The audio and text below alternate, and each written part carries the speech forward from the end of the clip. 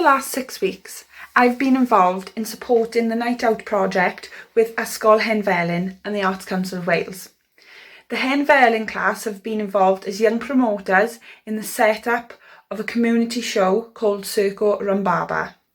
In 6 weeks, they booked a venue, they created posters, they invited VIP guests and guests from the community, they sold tickets, they made and sold snacks, and opened and closed the ceremony with a speech that they'd written all by themselves. The young people hosted an amazing show and were pleased to welcome VIP guests, the Mayor of RCT and their school headmaster, Mr. Bradley.